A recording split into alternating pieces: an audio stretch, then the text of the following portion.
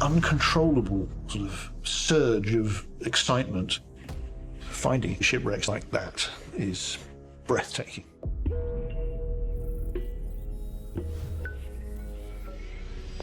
The Black Sea has always swallowed more than ships. It has taken entire moments and returned them unchanged, as if time itself paused beneath its dark layers. When researchers descended into its silent depths, they expected fragments of history. Yet what emerged was a vessel so complete that even the life once lived aboard it seemed to wait for discovery.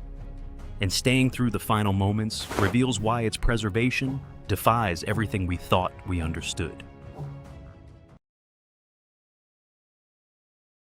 The sea that remembers.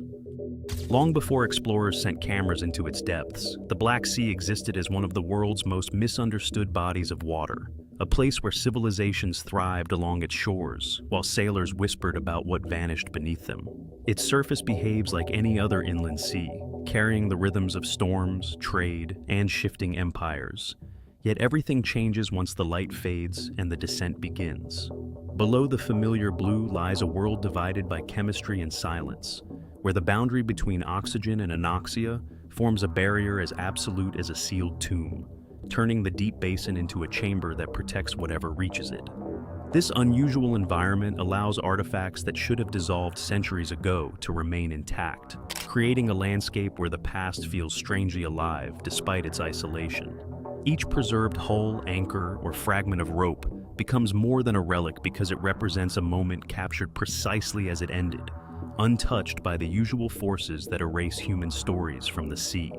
As researchers learned more about this phenomenon, they began to understand that studying the Black Sea involves confronting a timeline that refuses to decay, which naturally leads to the unexpected discoveries made when its hidden record finally comes into view.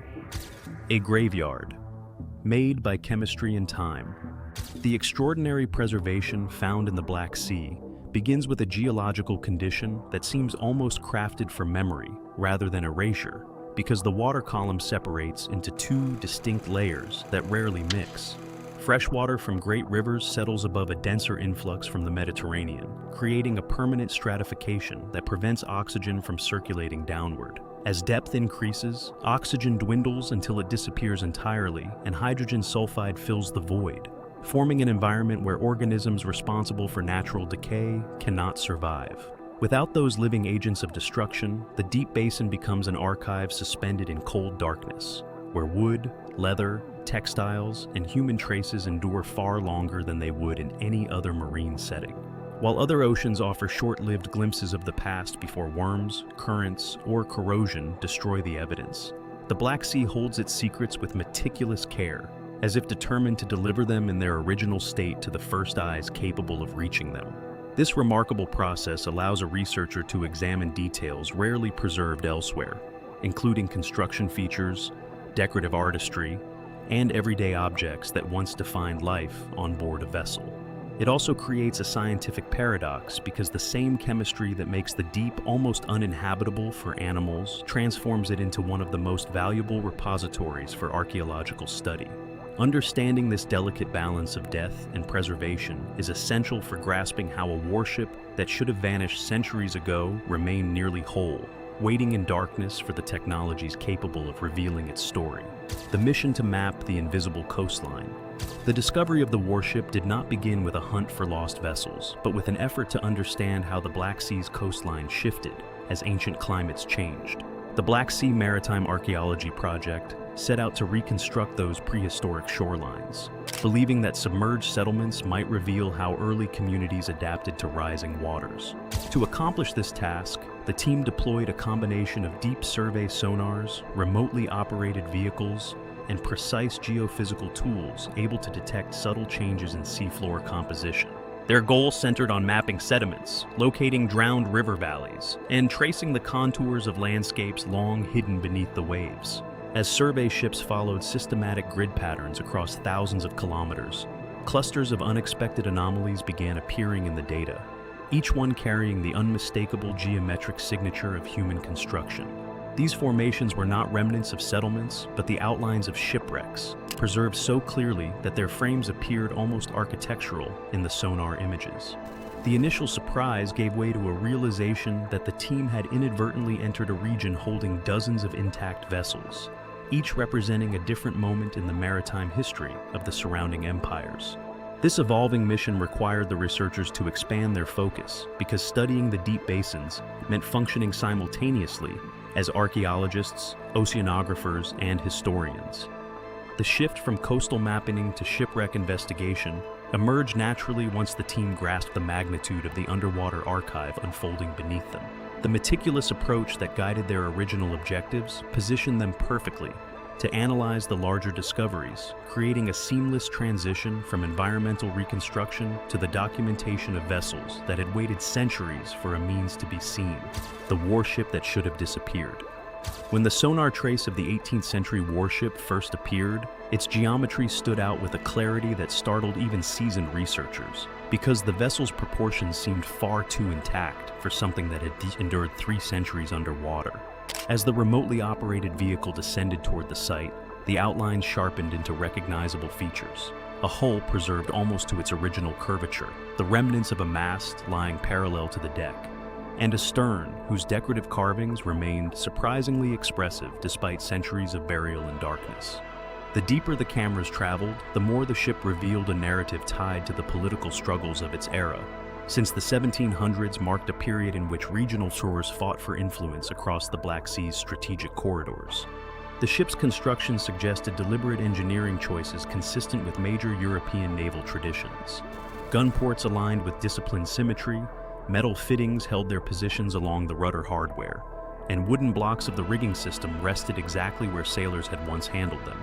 Instead of a chaotic debris field, the site offered a coherent portrait of a functioning warship caught at the threshold of disaster, which allowed archaeologists to interpret elements of its final hours with an unusual degree of confidence.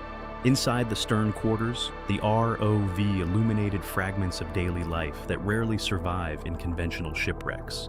Coiled hemp ropes still held their twist, leather goods retained their texture, and wooden tools lay arranged in patterns suggesting that routine tasks had been underway before the vessel's fate was sealed. These details conveyed not only the ship's structural integrity, but also the human presence embedded within it, offering a glimpse into a lived world that would ordinarily have disappeared without leaving a trace. The most fragile evidence of all. The material that astonished researchers most came not from the ship's cannons or structural timbers, but from the delicate items that should have vanished within weeks of sinking, because organic matter rarely survives long in open water. When the ROV's lights drifted across the interior spaces, they revealed remnants that felt more like interrupted moments than archaeological specimens. Textiles that once formed uniforms or bedding survived in softened folds, their fibers still bearing traces of dyes that could help identify regional production techniques. Near the pantry area, compact clusters of seeds and animal bones appeared in the sediment, indicating meals in preparation or stores meant for an extended voyage. And these remains offered clues about diet, provisioning habits, and the seasonal timing of the ship's departure. Archaeologists also noted items that pointed toward personal habits, including fragments of tobacco pipes, religious tokens, and utilitarian tools that carried subtle signs of repetitive use. These objects provided insight into the rhythms of work and belief aboard a warship, revealing a human dimension that conventional shipwrecks rarely preserve.